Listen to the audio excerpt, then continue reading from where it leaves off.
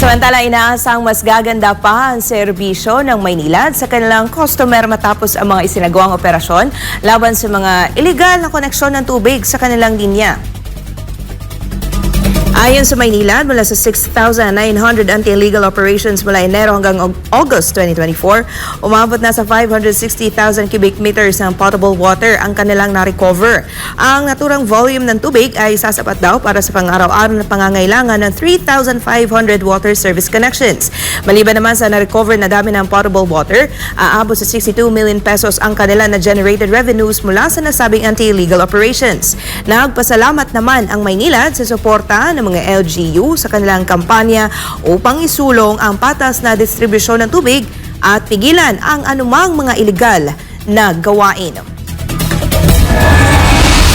Nananawagan ngayon ang National Task Force to End Local Communist Armed Conflict o NTF-ELCAC sa mga kandidato para sa darating na midterm elections na kundinahin at itakwil ang CBP and PANDF sa kanilang lugar.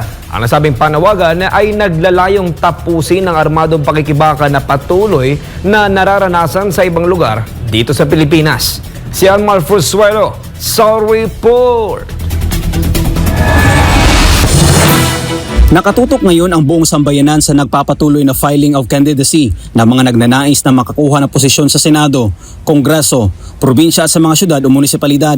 Habang abala sa midterm elections, nananawagan naman ang National Task Force to End Local Communist Armed Conflict or NTF-ELCAC sa mga tatakbong politiko na magkaroon ng malinaw na paninindigan laban sa armadong pakikibaka. Hayagan itong kundinahin at mangako sa mapayapang solusyon sa mga suliranin ng lipunan. Sa isang pulong balitaan, binigyang diin ni NTF-ELCAC Executive Director Undersecretary Ernesto Torres Jr. ang kahalagahan ng iisang pananaw para sa kapayapaan at kaunlaran. Hinimok din ng opisyal ang mga kandidato na talikuran ng karahasan at yakapin ang dialogo.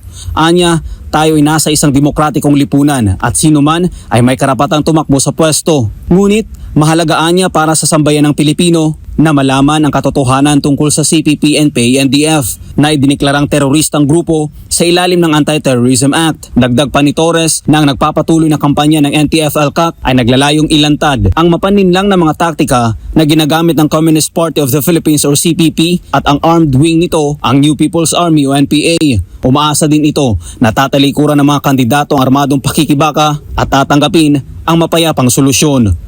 Para sa Diyos sa Pilipinas kung mahal, Almar Fusuelo, SMNI News.